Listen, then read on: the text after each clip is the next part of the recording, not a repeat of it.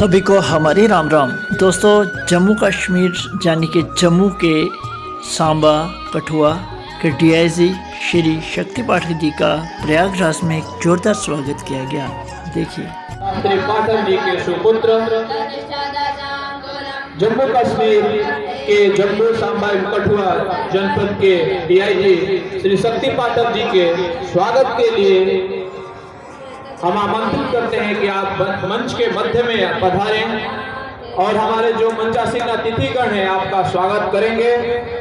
और हम सभी अपने जो श्रद्धालु जनता मंच में के सम्मुख पधारी हैं, आप करतल ध्वनियों से इन विभूतियों का सम्मान उत्साहवर्धन करते रहें। कृपया करतल ध्वनियों से अपना उत्साह आप लोग बढ़ाते रहें, क्योंकि आपका यह सम्मान जम्मू कश्मीर का सम्मान है और संस्कृति के संरक्षण और उत्थान के लिए कार्य कर रहे चूड़ामणि संस्कृत संस्थान का सम्मान है। आपके सम्मान से हम सब भी सम्मानित होने जा रहे हैं। आपके सम्मान में जोरदार करतल ध्वनियों से हम सभी स्वागत करते हैं।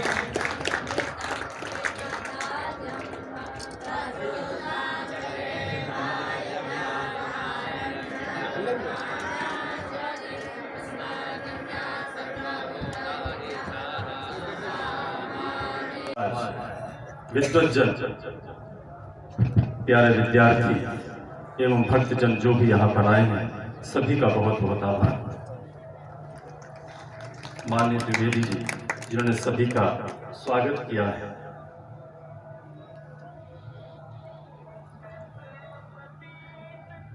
मुझे लगता है कि ये जो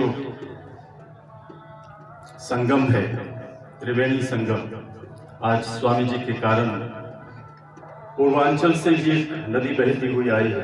हमारे मध्य पूर्वांचल से 2 मंत्री लोग यहाँ पर पधारे हैं और हम लोग जम्मू कश्मीर की एक धारा लेकर के आए हैं और स्वामी जी के चरणों में ये भी एक संगम हाथ बना है।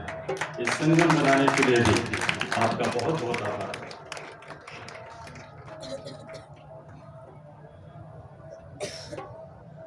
बड़ी अद्भुत बेला, अद्भुत सा अवसर है और मेरे लिए खास तौर से अधिक आनंददायक।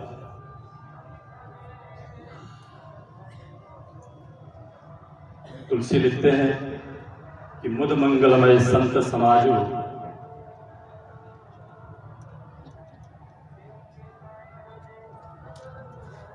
मुद मंगलमय संत समाजो, राम भक्ति जो जग जंगम तीर्थ राजो, राम भक्ति जहां सुरसरी धारा, सरसई ब्रह्म विचार प्रचार। ये जो संत समाज है, ये तो चलता फिरता तीर्थ होता है, चलता फिरता तीर्थराज प्रयाग होता है और उनकी वाणी से निकलने वाले जो वचन हैं, वे गंगा है, वे यमुना है, वो सरस्वती है।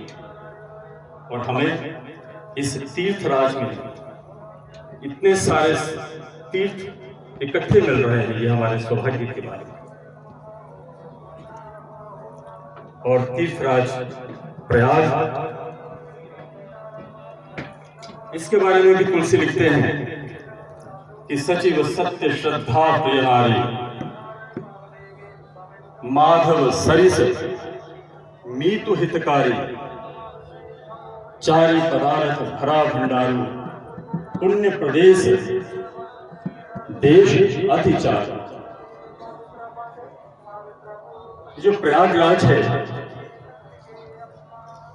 यहाँ पर सत्य जो है वो सचिव है, मंत्री है, और नारियां श्रद्धा है, श्रद्धा यहाँ की नारी है। वेणी माधव सरीखे हितकारी मित्र है, धर्मार्थ काम मोक्ष इनसे भरे हुए भंडार हैं। ऐसा तीर्थराज ये प्रयागराज है। और इस स्थान पर जहां पर इतने विशेष गुण हो, आज संतों का समागम लगा है विद्वत मंडली बैठी हुई है, धर्मानुयायी बैठे हुए हैं, विद्यार्थी बैठे हुए हैं। ये परम सौभाग्य की बात है कि हमें कई विद्वानों को सुनने का अवसर मिलेगा, संतों के प्रवचन सुनने का अवसर मिलेगा। और अभी द्विवेदी जी भी बोल रहे थे, स्वामी जी ने जब आमंत्रण भेजा था तब भी यही चौपाई लिखी थी कि माघ मकरगत रवि जब होई,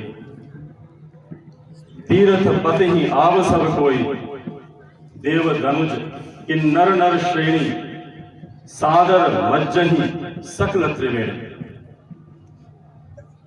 जब माघ के महीने में सूर्य उतरता है, उत्तरायण होता है, तो सभी लोग आते हैं, देवता आते हैं, धनुज आते हैं, किन्नर आते हैं, सभी श्रेणियों के लोग आते हैं और यहाँ पर स्नान करते हैं। और इसी में प्रसंग जुड़ा हुआ है।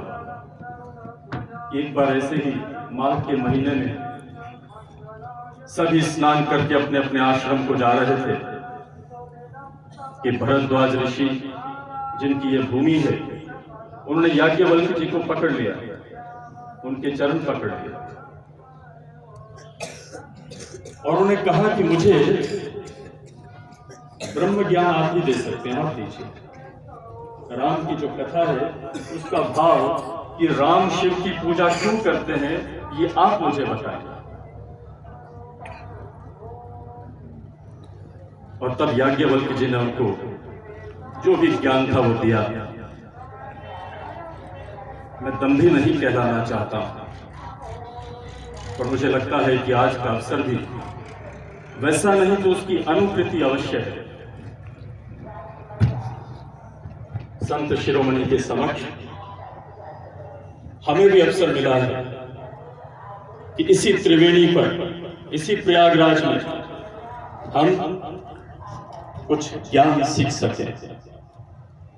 इन विद्वानों से जो आज यहाँ पर बैठे हैं, उस ज्ञान के स्रोत संस्कृत के बारे में कुछ जान सकें, संस्कृत के उन्नयन के विषय के बारे में कुछ चर्चा कर सकें।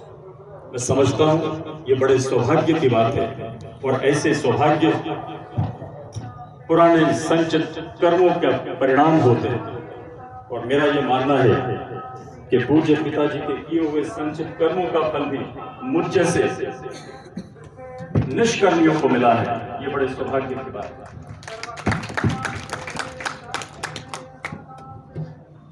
संस्कृत के विषय के ऊपर मैं बहुत अधिक नहीं बोल पाऊंगा,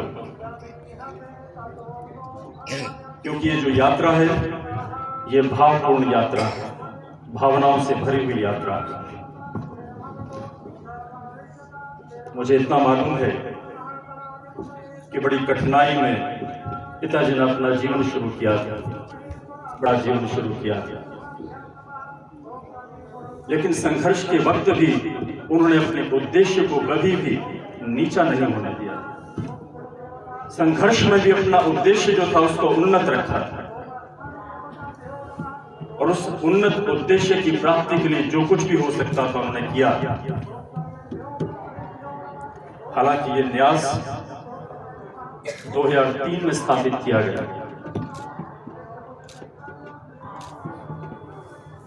और उसके बाद वो अपने ही स्तर से कई तरह की कक्षाएं लेते रहे, विद्यार्थियों को पढ़ाते रहे और उन विद्यार्थियों में जो आयु सीमा थी वो कोई नहीं थी, जिसमें बालक भी थे, वृद्ध भी थे, महिलाएं भी थी, बच्चियां भी थी। जो चाहता था, जिसको संस्कृत के प्रति थोड़ा सा स्नेह लगता था, जो सीखना चाहता था उसको बुलाते।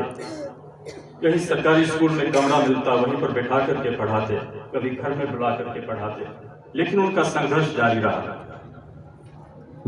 सभी ने परिचय में बताया कि मैं जम्मू कश्मीर से हूं और संस्कृत की स्थिति कोई अच्छी स्थिति नहीं रही है।